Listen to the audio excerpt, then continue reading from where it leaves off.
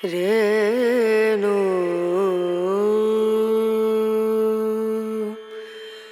রনা রনা।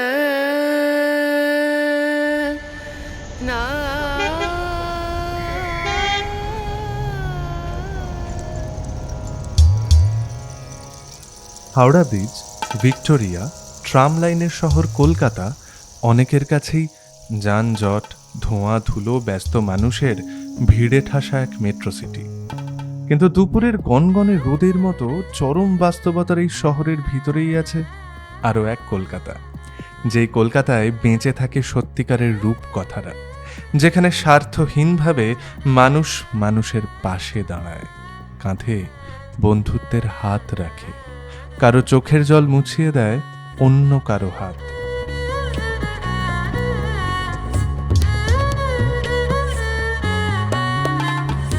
আজকে আমরা এক টুকরো সেই অন্য কলকাতার গল্প শুনব, যার নাম নেতাজি টাইগার স্পোর্টিং ক্লাব, যারা এই আকালের দিনেও এখনো স্বপ্ন দেখে, চেষ্টা করে মানুষকে ভালো রাখার।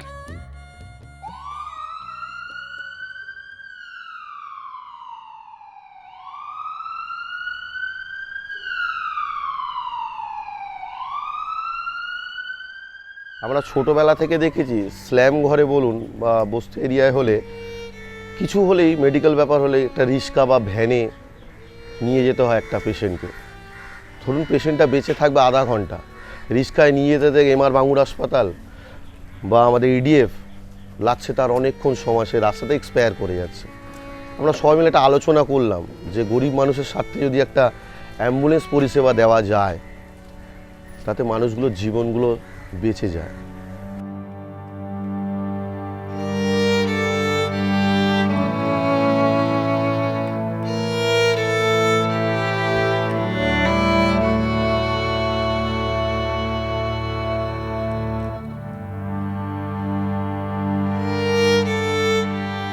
অ্যাম্বুলেন্সটা 2023-এ নেওয়ার এক মাস পরেই একটা ঘটনা আছে। শান্তি দাস বলে আমাদের একজন মাসি আছেন এখানে, সবার খুব ফেভারিট, সবাই ভালোবাসে ওনার। তো হঠাৎ মাসি একদিন বাথরুমে বা কোনো জায়গায় পড়ে টড়ে যান, যে হারে ব্যথায় ছটফট করছিলেন। ওনার এজ অ্যাবাভ 75, মানে 20 বছর আগে পিছিয়ে গেলে যদি রিক্সা বা ভ্যান করা হতো হয়তো ওই ব্যথাতে উনি হার্ট অ্যাটাক করে ফেলতেন। কিন্তু আমরা দেখলাম যে আমাদের এই অ্যাম্বুলেন্সটা সবাই মিলে আলোচনা করে নামানো, আমরা সাকসেস হতে পেরেছি। তৎকালীন মাসিক অ্যাম্বুলেন্স আমাদের ছেলেদের ফোন করা হলো, চলে এলেন। মাসি 10 মিনিটের মধ্যে ইডিএফে ঢুকে গেলেন, ট্রিটমেন্ট শুরু হলো। মাসি সুস্থ আজ আমাদের মধ্যেই আছেন। তো অ্যাম্বুলেন্সের আমাদের ক্যারেক্টারটা নেওয়া এবং সেটাকে চারিচরিত্র করা, আমরা সাকসেস নিজেকে মনে করি। এখনো পৃথিবীর অন্যতম সমস্যা দারিদ্র্য, তার সঙ্গেই যেন আষ্টে পৃষ্ঠে জড়িয়ে থাকে অনাহারের মতো এক ভয়ঙ্কর শব্দ। হাইরাইজ শপিং মলের রাজত্বে এখনো বহু মানুষ খিদের জ্বালায় জ্বলতে থাকা পেট নিয়ে ঘুমোতে যান। হাজার হাজার ঘরহীন মানুষ দিনের পর দিন ধরে অভুক্ত থাকেন, আর তাদের মুখেই হাসি ফোটাতে বদ্ধপরিকর নেতাজি টাইগার স্পোর্টিং ক্লাবের তরুণ যোদ্ধারা। কিভাবে, আসুন দেখে নিই।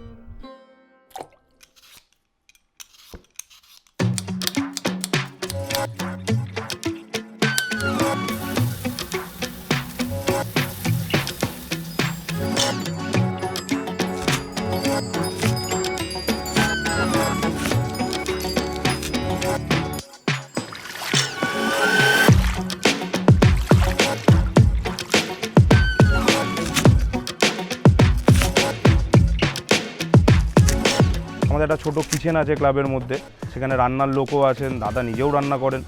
রান্না করে সেগুলোকে আমরা বিভিন্ন রকমের রান্না হয়, লাইক খিচুড়ি, লাবড়া, কোনো ভাত, ডাল, সবজি।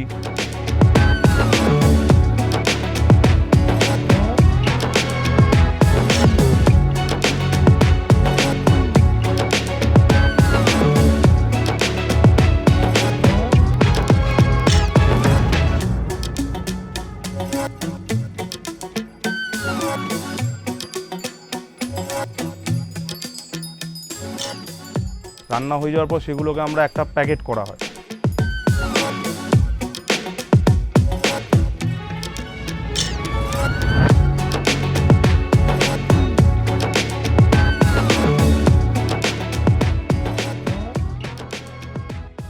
প্যাকেট করে আমরা ক্লাব মেম্বারাই কখনো বাইক বা কখনো ছোট হাতির মাধ্যমে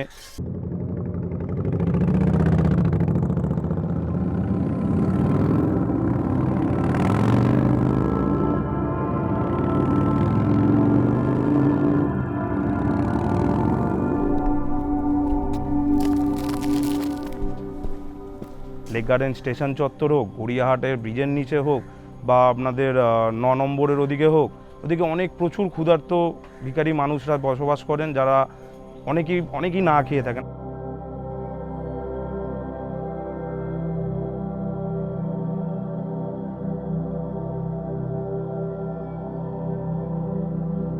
এখানে এমন ছোট ছোট বাচ্চারাও আছে যে হয়তো 3 বেলা পেট ভরে নাও খেতে পারে। তো আমরা চেষ্টা করি তাদেরকে যতটা সম্ভব ততটা খাবার প্রোভাইড করার।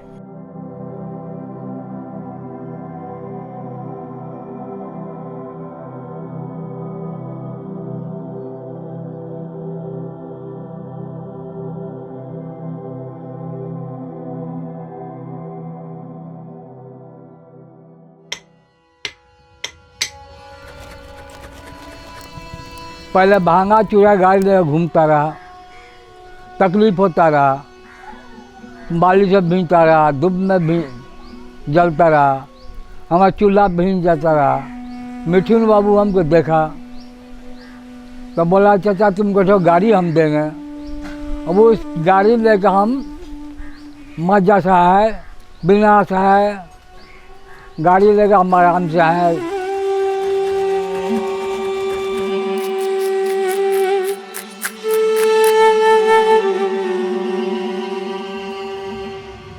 আমি এই এতদিন 22-23 বছর রিক্সা চালিয়েছি, ভাড়া গাড়ি। তারপর ভাড়া গাড়ি চালিয়ে ছেলেটাকে স্কুলে ভর্তি করেছি, ঠিক মতন মাইনে দিতে পারতাম না। তাই এখন ক্লাবের দাদারা ওরা আমাকে একটা নতুন রিক্সা কিনে দেয়, দিতে আমি সেই রিক্সা নিয়ে এখন আমার বউ বাচ্চাদের নিয়ে বেশ আনন্দে আছি। ওদের দিব্যি সংসারটাও আমার ঠিক চলছে। তাই দাদাদের আশীর্বাদে আমি এখন ভালোই চালিয়ে যাচ্ছি। অন্নদান যতটা মহৎ উদ্যোগ, ব্লাড ক্যান্সার, থ্যালাসেমিয়ার মতো মারণ রোগের পৃথিবীতে ঠিক ততটাই গুরুত্বপূর্ণ রক্তদান শিবিরের মতো উদ্যোগও। আর এতেও পিছিয়ে নেই এই ক্লাবের সদস্যরা। প্রতি বছর এই ক্লাব আয়োজন করে এক বিরাট রক্তদান শিবিরের। এই পাড়ার তো বটেই, গোটা এলাকার হাজার হাজার মানুষ স্বেচ্ছায় মূল্যবান রক্ত দিতে আসেন এই শিবিরে। নেতাজি টাইগার স্পোর্টিং ক্লাবের এই মহতী উদ্যোগে মনে পড়ে যায় সেই অবিস্মরণীয় গানের কথাগুলো। মানুষ মানুষেরই জন্যে, জীবন জীবনেরই জন্যে। 2000 সালে রক্তদানটা শুরু হয়। আমাদের যারা সিনিয়র ছিল তারাই রক্তদানটা করে। তো তখন আমরা ওইভাবে ইনভলভ ছিলাম না। তারপরে আমরা 2-1 বছর পরে আমরা হাতে নিয়ে নিই। আমরা বছরের এই জুন জুলাই মাসেই ব্লাড ডোনেশন ক্যাম্পটা করি। আমরা প্রথম থেকে জুন জুলাই করি, তার কারণ রক্তের ক্রাইসিস এই জুন জুলাই থাকে। ক্রাইসিস টাইমেই রক্তদানটা করতে হয়। আর আমাদেরও যেহেতু বড় ক্যাম্প, ব্লাড ব্যাঙ্কগুলোর প্রেশার আমাদের এই ক্রাইসিস টাইমেই থাকে। রক্তদানটাকে একটা ফেস্টিভ্যালের মতন, উৎসবের মতন পরিণত করা, তারপরে ওই রক্তদানে একটা কালচার প্রোগ্রাম করা, নানান রকমভাবে আমি একটু অভিনব করার চেষ্টা করেছি। Sugar test, blood test, medical camp, আলাদা আলাদা একটা বড় হলরুম হয় যেখানে সব রকম আলাদা আলাদা ক্যাম্পেনিংয়ের বন্দোবস্ত করা হয়। তো ব্যাপারটাকে হাইলাইট করে মানুষের কাছে পৌঁছে দেওয়া যে রক্তদান কী জিনিস, রক্তদান করা যে কত উপকার, কত মানুষের কাজে লাগবে, সেটাকে মানুষের কাছে পৌঁছে দেওয়া।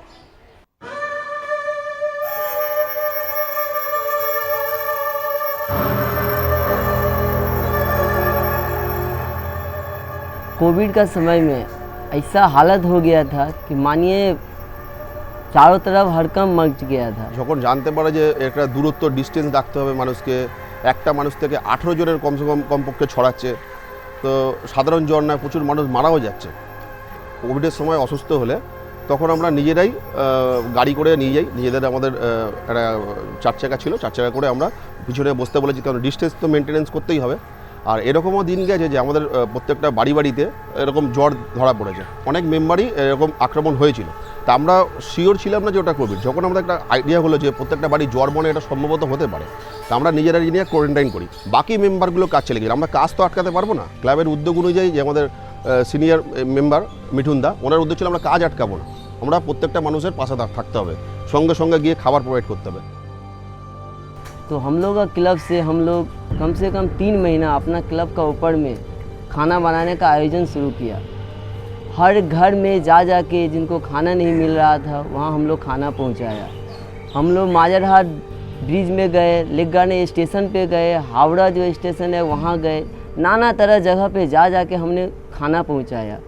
और हर एक जगह हम लोग का एरिया में और बहुत सारा जगह में जाके सैनिटाइज़र मशीन लेके, जिनका मेडिसिन नहीं मिल रहा है तो उनका घर में हम मेडिसिन पहुंचा रहे हैं।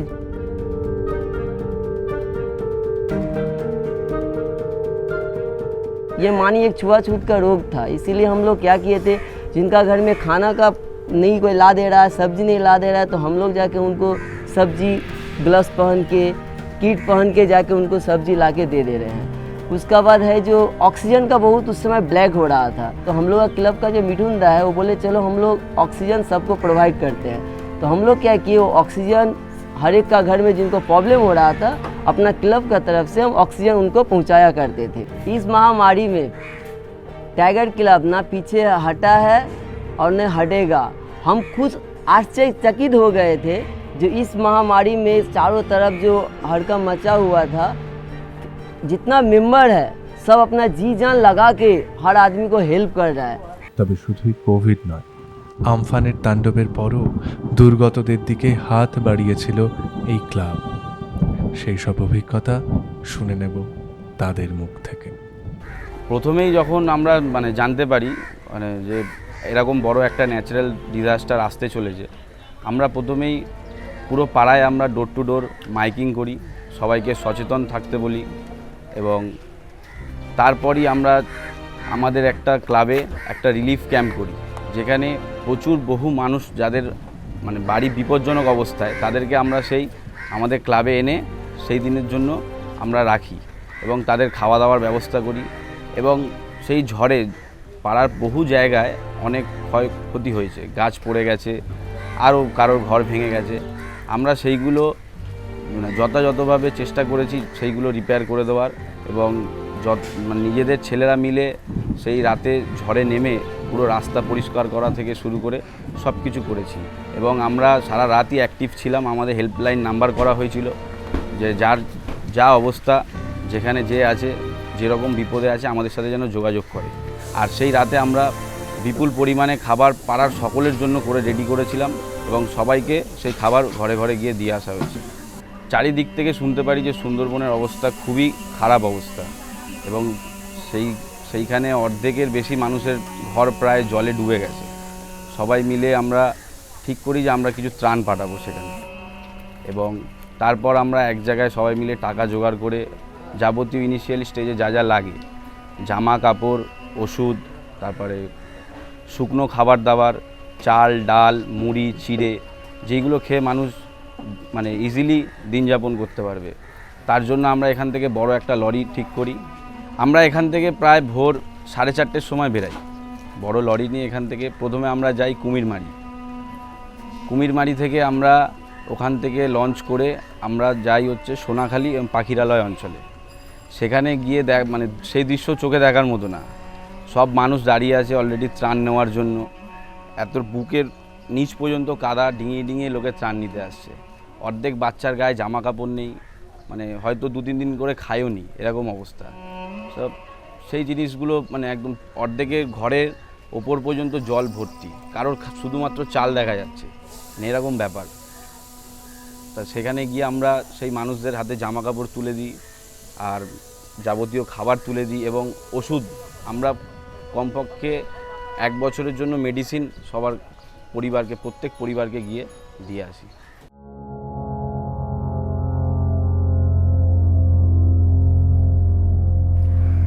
আসলে ওর তো পেটে থাকাতে আমি কিছুই বুঝতে পারিনি, কারণ সব রিপোর্টই আমার নর্মালি এসেছিল। তো যখন ও জন্ম হলো তখনই আমি জানতে পারি যে এরকম একটা ব্যাপার, মানে ওর অ্যাকচুয়ালি ওর রোগটা হয়েছে আর্ট্রিওভিনাস মালফরমেশন। ভাঙন হসপিটালে জন্মানোর পরে ওখানকার ডাক্তারবাবুরা বললেন এখানে আর কিছু হবে না, আপনারা এসএসকেএমে নিয়ে চলে যান। তো আমরা এসএসকেএমে প্রায় 1 বছর ঘুরেছি। 1 বছর ঘোরা মানে কি, ওখানে ডাক্তাররা আমাদের আশ্বাস দিচ্ছিলেন যে এখানে হবে এর চিকিৎসা। আমাদের মনটা মানছিল না, কারণ আমরা মা বাবা আমরা কোনোভাবেই চাইছিলাম না যে ওকে এত ছোট বয়সে এই যদি কিছু হঠাৎ করে হয়ে যায় তখন তো আমরা কিছু করতে পারবো না।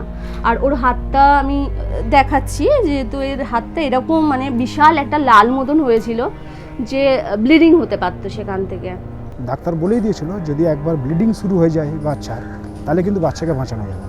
25 দিন ভর্তি রেখে ওনারা বললেন যে না, আমাদের দ্বারায় সম্ভব হচ্ছে না, এক কাজ করুন আপনারা চলে যান ভেলুর সিএমসি। আমরা তখন খুব ভেঙে পড়েছিলাম, কারণ বুঝে উঠতে পারছিলাম না, কারণ অত দূর যাওয়া তো আমাদের গরিব ঘরে কোনোভাবেই সম্ভব নয়। দুঃখিদা আমাদের পাড়ায় একজন ফুটবল খেলান বাচ্চাদের, সে যখন বললেন যে আমি একজনের কাছে নিয়ে যাব, যথেষ্ট হেল্প করবে তারা। তো হঠাৎ আমার ফোনে একটা মেসেজ আসলো হোয়াটসঅ্যাপে। মেসেজটা খুলে দেখলাম যে একটা বাচ্চার ছবি, একটা হাতটা একটু বিরল রোগে আক্রান্ত, বাচ্চাটা এত মিষ্টি দেখতে। যে পাঠিয়েছে তাকে ফোন করলাম, সুবীরদা পাঠিয়েছিল আমাদের দুঃখীদা। আমি একটু কোয়ারি করে নিলাম যে দাদা কী ব্যাপার, কী বৃত্তান্ত। বললো এরকম আছে ওই আমাদের ঝোড়বস্তিতে। যখন আমি ওখানে গিয়ে পৌঁছালাম, ওদের আমার বাড়ি বলে যে জায়গাটা, তারপরে গিয়ে আমি উপরে ওদের 3 তলায় বাড়ি, আমি গিয়ে উপরে উঠলাম। উপরে উঠে দেখি যে বাচ্চাটার হাত দেখে আমার গা হাত পা শিউরে উঠলো, এবং আমাদের ক্লাবের ছেলেরা যারা ছিল আমার সাথে তারাও দেখে আমার দাদা এটা কী প্রবলেম। তখন আমি কথা বললাম ওর মায়ের সাথে, বললো দাদা পিজিতে প্রায় 20-22 দিন ভর্তি ছিল, মানে এসএসকেএমে, কোনো রকম ট্রিটমেন্ট হয়নি, আরও বেশি হয়েছে, মানে সময় নষ্ট করে বাচ্চাটাকে আরও বেশি রোগটাকে আরও বেশি বাড়িয়ে দেওয়া হয়েছে। মানে মারাত্মক ডেঞ্জার পজিশনে হাতটা ছিল, যে হাতটা ফুলে গিয়ে ফেটে যাওয়ার মতন, ফেটে গেলেই বাচ্চাটা এক্সপায়ার করে যেত। পরের দিন আমরা সব ফান্ড এক জায়গায় করলাম, প্রায় 5.5 থেকে 6 লক্ষ টাকা এক জায়গায় করে আমরা ওখানে ফ্লাইটের টিকিট কেটে দিলাম ভেলুরে, ওখানে গেস্ট হাউস বুক করে বাচ্চাটাকে ট্রিটমেন্টের জন্য পাঠালাম। আগে একদম মানে হাত তুলতেই পারতো না। আমাদের ভেলোর সিএমসিতে 2বার চিকিৎসা হওয়ার পরে এখন আমার মেয়ে হাতটা তুলছে, মানে আমরা বুঝতে পারছি ও আস্তে আস্তে হাতটা সুস্থর দিকে যাচ্ছে। ডাক্তাররা বলছেন এটা এখন লম্বা প্রসেস এটার। তো লম্বা প্রসেস মানে আমাদের মানে যা অবস্থা, আর্থিক যা অবস্থা, ওখানটায় মানে লম্বা প্রসেস করার মতো আমাদের ক্ষমতা নেই। তো মিঠুনদা টাইগার ক্লাবের সব সদস্যবৃন্দরা আমাদের বলছে আমরা পিছনে আসি, এখনও তোমরা চিন্তা করো না। তো আমি সকল মানে মানুষের কাছে বলতে চাই যে সত্যি টাইগার ক্লাবের যারা সদস্যবৃন্দ এবং মিঠুনদা, এদের কাছে আমি মানে কৃতজ্ঞ। আমি নাহলে হয়তো আমি তার পরের দিনই হয়তো আমি আমার বাচ্চাকে বাঁচাতে পারতাম না, আরে 1-2 দিন চলে যাবে।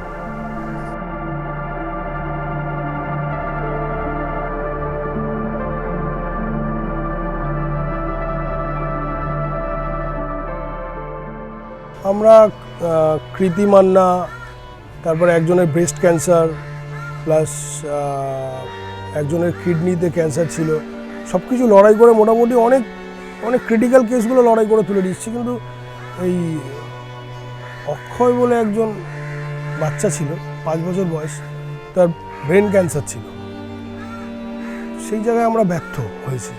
তো ব্রেন ক্যান্সারের জন্য আমরা প্রচুর লড়াই করেছি। পার্কস নার্সিংহোমে ওর ট্রিটমেন্ট হয়েছে। আমরা সেই লাস্ট স্টেজে এসে আমরা সেইভাবে আর বাচ্চাটাকে কিছু করতে পারলাম না, মানে একদম হেল্পলেস হয়ে গেলাম। তো চেষ্টা করেছি আমরা আমাদের তরফ থেকে বাচ্চাটাকে রিকভার করানো, কিন্তু সব কিছুই আমাদের হাতে থাকে না, কিছুটা তো উপরওয়ালার হাতে থাকে। ডাক্তাররাও চেষ্টা করেছিল বাচ্চাটাকে বাঁচানো। বাচ্চাটা 5 বছরে তার ব্রেন অপারেশনের পরে সেই বাচ্চাটা এক্সপায়ার করে যায়।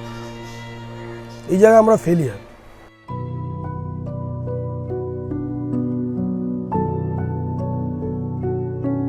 কিডনিটা হচ্ছে প্লাস পাথর জমে গেছে, তার মধ্যে টিউমার হয়ে গেছে। আমি নিজেই বুঝতে পারিনি কী করে কী হয়েছে।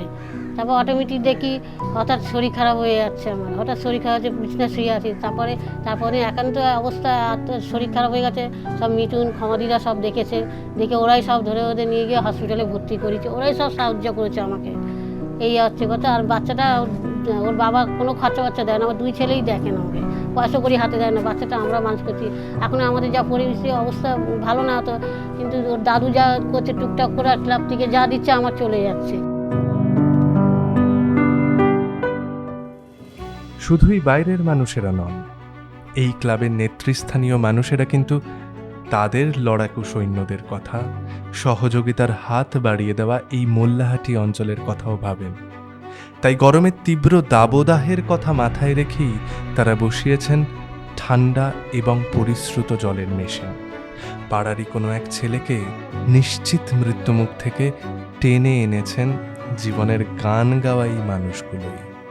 আমাদের সংগঠনটার বীজ প্রথম পুঁতেছিল 1975 সালে। তো যারা ছিল তারা প্রথম ওই রকের ক্লাব তারা তৈরি করেছিল, কিন্তু তারা কালী পুজোটা করতো ওই সময়, খুব বড় করেই কালী পুজো করতো। তারপরে আমরাও ওই 75 সাল থেকে তারা যখন এসে আমাদের আগের জেনারেশনকে দিয়ে যায়, তো তারা ওই আমাদের ক্লাবের মন্দিরে ক্লাবটাকে প্রতিষ্ঠিত করে যায়। 2000 সাল পর্যন্ত আমরা যখন ক্লাব করি তখন পর্যন্ত আমাদের ক্লাবের মেম্বার খুবই কম ছিল। অনেকে ছন্দ ছাড়া ছিল, কেউ নেশাগ্রস্ত ছিল, কেউ বাজে জায়গায় চলে গেছিলো, খারাপ লাইনে চলে গেছিলো।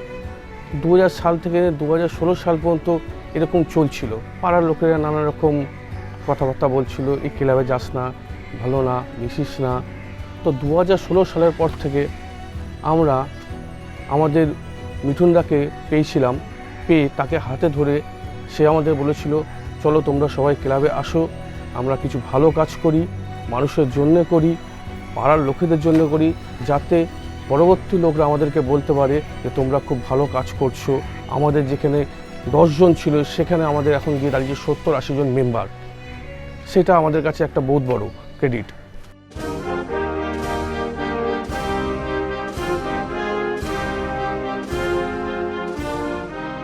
বেসিক্যালি আমাদের ক্লাবের নাম হচ্ছে নেতাজি টাইগার স্পোর্টিং ক্লাব। তা আমরা প্রত্যেকবারই ভাবি নেতাজি জন্মজয়ন্তী উপলক্ষে আমরা কিছু একটা অভিনব করব, যা আগে কখনো পশ্চিমবঙ্গে হয়নি। তাই আমরা ঠিক করি নেতাজির 126তম জন্মজয়ন্তী উপলক্ষে 2022 সালে আমরা প্রায় প্ল্যান করলাম 1000 বাইক প্রত্যেকের পেছনে একজন করে থাকবে, আর জাতীয় পতাকা হাতে নিয়ে আমরা আমাদের ক্লাবের থেকে একদম নেতাজির বাড়ি এলগিন রোডে গিয়ে ওনার মূর্তিতে মাল্যদান করে ওনাকে শ্রদ্ধা জ্ঞাপন করব।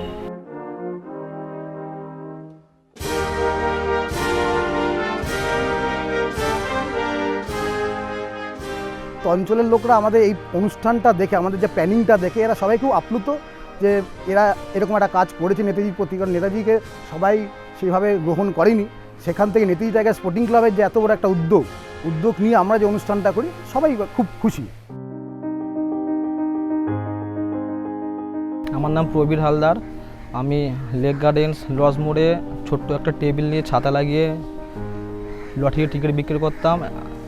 এতে খুব কষ্ট হতো। মিঠুনদা আমাকে দেখতো, তা দেখে আমাকে একবার বললে যে ভাই তুই এত কষ্টতে আছিস, ঠিক আছে দাঁড়া, আমি আমি একটা ঠিক ব্যবস্থা করছি। তাই দেখে দাদা আমাকে ছোট্ট একটা পাকা দোকান করে দিল, ভালো দোকান করে দিল। তাতে আমি খুব খুশি আছি। এখন আমি ভালোভাবে চালাতে পারছি, চলতে পারছি। তাতে আমি দাদাকে আর ক্লাবের সকল মেম্বারদেরকে খুব জানাই ধন্যবাদ।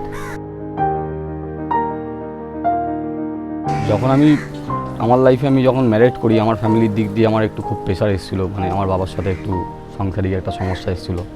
তার কারণে আমি আমার বাবার দোকান আছে, একটা সেলুন দোকান, যেখানে আমি কাজ করতাম। ওখানে কাজ করতে করতে বাবার সঙ্গে একটু ঝগড়া হওয়ার পরে বাবা আমাকে ওখান থেকে বার করে দেন। তারপরে আমি ওখান থেকে আস্তে আস্তে আমি এখানে একটা ছোট্ট সেট আপ স্টার্ট করি আমাদের মোল্লাটির মুখে। করার পরে আমি ওখানটায় দীর্ঘদিন কাজ করলাম। করতে করতে তো তার মাঝখানে আমার ছেলের একটা সমস্যা আছে, যেটা হলো থ্যালাসেমিয়া আছে। তার জন্য অনেকটাই অর্থ দরকার হয়। তো সেই পরিমাণে আমি ইনকাম করতে পারতাম না ওই দোকান থেকে। আমার দোকানে যা কন্ডিশন ছিল, জল ফল পড়তো খুব বিচ্ছিরিভাবে। মানে কাস্টমার আসতো, ইরিটেট হতো, বসতে পারতো না, বসার জায়গা দিতে পারতাম না। দোকানটা পুরো ভেঙে যাচ্ছিলো আস্তে আস্তে। দাদা ওই দোকানটাকে আস্তে আস্তে মানে আগের থেকে অনেকই ডেভেলপমেন্ট করে দিয়েছে, সুন্দর করে দিয়েছে, সাজিয়ে দিয়েছে। এখন লোক বসতেও পারে, লোক সময়ও দিতে পারে। আর আমি আগের থেকে এনার্জি লেভেল দিয়ে কাজও করতে পারি লোকের সাথে, যাতে আমি আগে যেটা পারতাম না দোকানের মধ্যে ওরকম পরিস্থিতির কারণে। মানে ভগবানকে হয়তো মানুষ ডাকতে পারে, বাট ভগবানকে পাশে পেতে পারে না, কিন্তু দাদাকে না ডাকতে দাদা আমার পাশে চলে এসছে। আর আমার এটাই কপাল ভালো যে আমি ওই ক্লাবের মেম্বার হতে পেরেছি, ওনার সঙ্গে থাকতে পেরেছি, উনি আমার পাশে এসেছে। আমি বহুত আমার এটা আমার কপাল।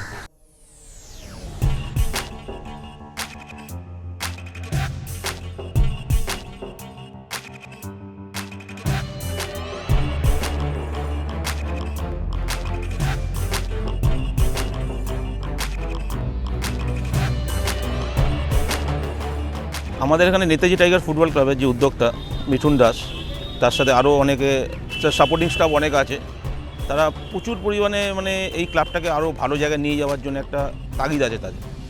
আগামী দিনে যারা এই টিমটা মানে ক্লাবটা আরও বেশি নাম করতে পারে, সেই জন্য ওদের উদ্যোক্তারা আমাদের সবসময় সাপোর্ট করে। এবং যখন আমি ক্লাবটাকে নিই, এই ক্লাবটাকে যখন আমাদের ছেলে অনেক কম ছিল, তারপরে আমি নিজের গ্রাসরুটের কিছু ছেলেকে, সবাইকেই পাড়ার ছেলে বা ভালো ভালো জায়গার কিছু ছেলে যারা খেলতে জানে তাদেরকে নিয়ে এসে একটা কম্বাইন্ড টিম করি।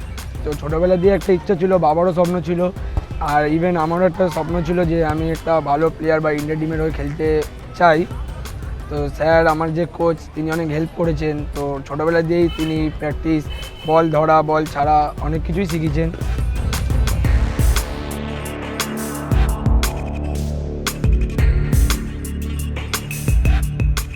এবার এইখান থেকেই এই নেতাজি টাইগার ক্লাব থেকেই সব ছেলেরা আস্তে আস্তে উঠে, কেউ ইস্টবেঙ্গল, কেউ বিধাননগর, কেউ মোহনবাগান, কেউ মোহামেডান, যুব ইউথ লিগ যেগুলো হচ্ছে সেগুলো খেলছে। এখানে আমার টিমের মিনিমাম 15 থেকে 16খানা ছেলে খেলছে, ইউথ লিগে খেলছে। আমরা ভালো করে প্র্যাকটিস করে দিই ছেলেগুলোকে, তাদের পোটেনশিয়াল দেখেছিলাম যে যারা খেলতে পারে তাদেরকে বেসিক কিছু শিখিয়েছি যাতে তারা ভালো জায়গায় যায়। টাইগার ক্লাব আমাদেরকে দিয়েছে জার্সি, প্যান্ট, মোজা, বুট, বল, যার দ্বারা আমরা খেলতে পারি ভালো করে। নেতাজি টাইগার আমাদের অনেক মাঠ দিচ্ছে, ঠিক আছে, অনেক ইনস্ট্রুমেন্ট দিচ্ছে খেলাধুলার, তাই জন্যই আমরা নেতাজি টাইগারকে কাপ দিতে পারছি।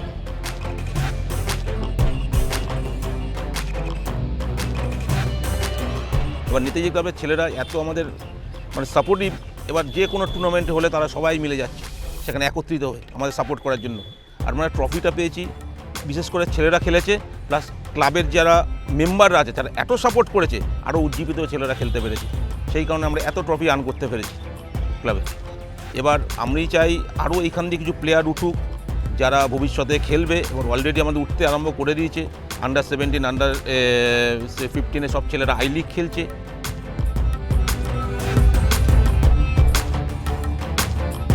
ভালো জায়গায় খেলছে, রীতিমতো নাম করে খেলছে। আর আমি চাই আরও কিছু প্লেয়ার ভবিষ্যতে ইন্ডিয়া টিমে খেলুক এখান দিয়ে ওঠে, যাতে নেতাজি টাইগারের নাম আরও উপরে নিয়ে যেতে পারি। আজকে যদি আমাদের পাশে নেতাজি টাইগার স্পোর্টিং ক্লাব না দাঁড়াতো, তাহলে আমরা আশা করি আজকে মাঠে দাঁড়াতে পারতাম না, এত ট্রফিও জিততে পারতাম না।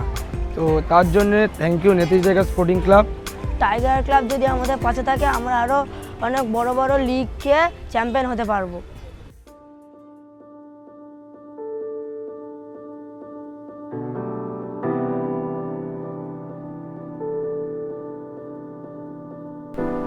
আমি আগে গাড়ি চালাতাম, যে নাইট ডিউটি হতো আমার। তো আমি একদিন অনেক রাত হয়ে গেছে, আমি বাড়ি যাচ্ছিলাম ডিউটি করে। তো বাসদিনী গাছতলা আমাকে একজন হাত দেখায়, আমি দাঁড়াই ওখানে।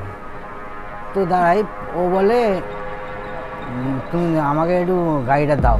আমি কিসের জন্যে? ও একজন প্রথমে একজন ছিল, তারপর দেখি পিছন দিক দিয়ে আর আরও 3-4টে ছেলে এসে গেল। তো এসে ওরা আমাকে বলছে গাড়িটা দে। আমি গাড়িটা দেবো কেন? বলে গাড়িটা দে, না তো মারবো। আমার পিছন দিয়ে এসে একজন মারলো। তো আমার হট করে আমার লেগেছে বলে আমি পড়ে গেছি। এবার তো ওরা ধরে আবার কী দিয়ে মেরেছে আমি জানি না, আমি ওখানে পড়ে গেছি, ওরা গাড়িটা নিয়ে চলে গেল।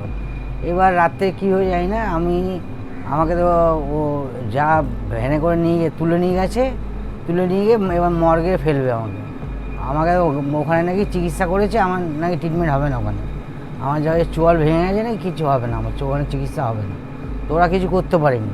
তা আমার একটা বন্ধু ওখানে কী কারণে গেছিলো, ও দেখতে পায় আমাকে, আমার সাইডটা দেখতে পায়, আমাকে পুরো দেখতে পাই না, আমার সাইডটা দেখতে পেয়ে দেখে চিনতে পেরেছে। চিনতে পেয়ে তা ক্লাবে আমাকে ফোন করে, ক্লাবের মেম্বার আবার ছুটে গেছে। তখন আমার সবাই দেখতে পেয়ে আমাকে বলছে হ্যাঁ এটা ঠিক আছে, ওখানে ভাঙানোর চেষ্টা করলো, তো ওখানে হয়নি। ওখান থেকে পিজিতে নিয়ে গেল, পিজিতে হয়নি। তারপরে চিত্তরঞ্জন, গৌর চিত্তরঞ্জন, ওখানে কিছুটা হলো, ওখানেও হয়নি।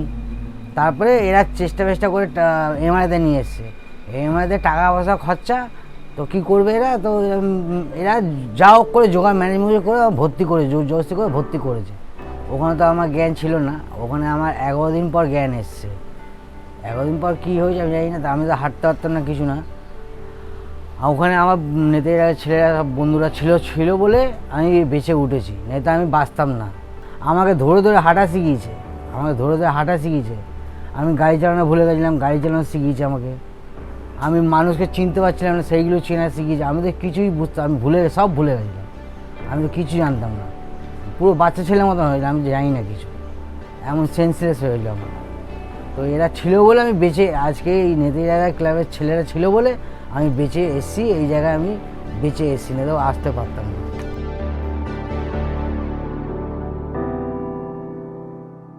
তারপর সবচেয়ে বড় যেটা করেছে দাদা, ভালো কাজ করেছে, আমাদের ক্লাবের সামনে ঠান্ডা জলের মেশিনটা। হ্যাঁ, আপনি বিশ্বাস করেন না, গরমকালে কত লোক যে এখানে জল নেয়, মানে লাইন লেগে যায় পুরো, আপনি না দেখলে ওটা বিশ্বাস করবেন না।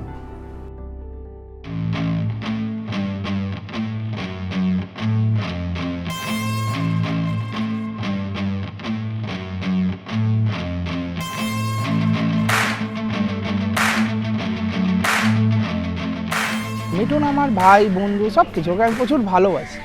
আমি কেন, এখানে এই পাড়া বা 93 ওয়ার্ডের ম্যাক্সিমাম লোক ওকে ভালোবাসে, ডিউ টু একটাই রিজন, বিকজ ওর কাছে যেই আছে কোনোদিন খালি হাত ওর কাছ থেকে ফেরে না। কাজ তো অনেকই করেছে, তার মধ্যে আমি এক করে বলছি আপনাকে। প্রথম তো আমি একদিন এখানে ঘুরছিলাম, আমাদের এখানে তো হঠাৎ করে পায়খানার দরজা আমাদের ভেঙে যায়।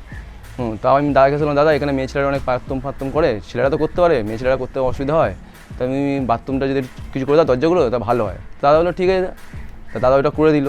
তারপরে আমাদের পুকুরে এখানে পরিষ্কার করার পর প্রচুর ডেঙ্গু হচ্ছিলো, মানে অনেক মশা হচ্ছিলো, সেইগুলো পরিষ্কার করার জন্য দাদা কী করলো, ছোটো ছোটো মাছ ছাড়লো এখানে পুকুরের মধ্যে। लॉकडाउन में मेरा बहुत प्रॉब्लम हुआ था, एक जॉब कर रहे थे छूट गया, तो उसका बाद नाना तरह का प्रॉब्लम हुआ, फंड का ही प्रॉब्लम, जॉब भी नहीं मिल रहा था। तो उसका बाद मिठुनदा को हम बोला जो दादा ऐसे बात है जो जॉब, तो दादा बोला ठीक है कोई बात नहीं है, तुम रुको हम जॉब देख रहे हैं। तो दादा ने 2-3 दिन में एक जॉब मेरे को जुगाड़ कर दिए। तो वहाँ से वो ऑफिस में हम गए थे, वहाँ से फिर उनका रेफरेंस से हमको अच्छा जॉब मिल गया।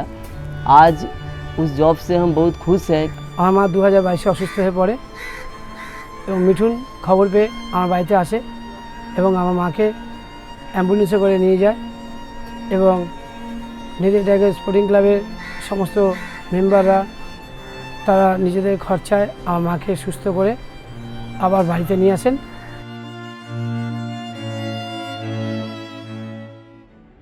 অনেক দিন আমি কর্মহীন ছিলাম, তো মিঠুনদাই আমার পাশে এসে দাঁড়িয়েছেন, আমাকে একটা ভালো কাজ দিয়েছেন। আজকেই তার জন্যে আমি আজকে করে খেতে পাচ্ছি, আমার পরিবারকে চালাচ্ছি। মিঠুন আমার ছোট ভাই, মিঠুন আমাকে সব কিছুতেই হেল্প করে। রাত 2টোর সময় যদি ডাকি মিঠুনকে অ্যাম্বুলেন্স মার জন্য হসপিটালে পাঠিয়ে দিয়েছে। পাড়ার ছোটোদের বা বাচ্চাদের বা কারোর যদি রক্ত ব্লাড কার্ড লাগে এটাও মিঠুন দিয়ে দেয়।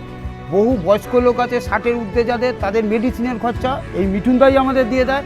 মিঠুনদার ব্যাপারে এইটুকুনি বলতে চাই, মিঠুনদা খুবই হেল্পফুল, খুবই ভালো মানুষ। উনি আমাকে শিখিয়েছে কীভাবে মানুষের পাশে দাঁড়াতে হয়। নেতাজি টাইগার স্পোর্টিং ক্লাবের মেম্বাররা এবং মিঠুন যদি না থাকতো আমার মাকে সেদিন হয়তো পেতাম না। ওই জগতের মিঠুন যদি সিনেমার হিরো হয়ে থাকে, এই নেতাজি টাইগারের আমাদের এলাকার ওয়ার্ডের এই মিঠুন আমার ভাই যে আমার হিরো, আমার অন্তরের হিরো, অন্তর থেকে অন্তঃস্থল থেকে ওকে ধন্যবাদ জানাই। তো মিঠুন এখন নাম না, মিঠুন একটা ব্র্যান্ড। এটাই, এই ভালোবাসা যেন সারা জীবন থাকে, সবার ভালোবাসা আমি যেন কোনো দিন না ভুলি। इसलिए मिठुनदा को और नेताजी टाइगर स्पोर्टिंग क्लब का ऑल मेंबर को थैंक यू सो मच।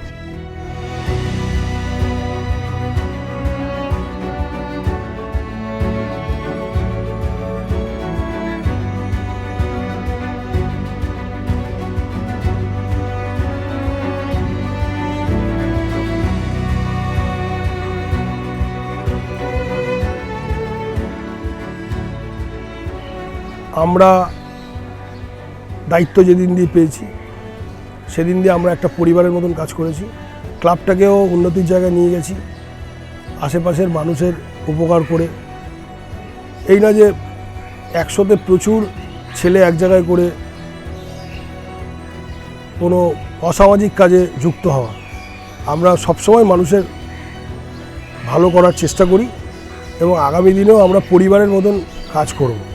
তো আর রইল আমার যে যারা কাছের লোকেরা আছে, কাছের ভাইরা আছে, তারা আমাকে ভালোবাসে, তার জন্য হয়তো বলেছে যে আমার দ্বারা এগুলো হয়েছে। না, এটা আমি কেউ না।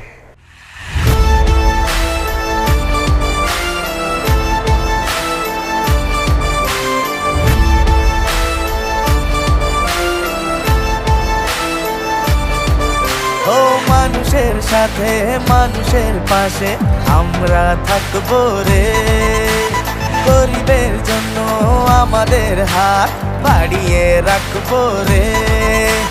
কথায় বলি না আমরা করে দেখাই কাজ, কথায় বলি না আমরা করে দেখাই কাজ, সহজে মানি না তো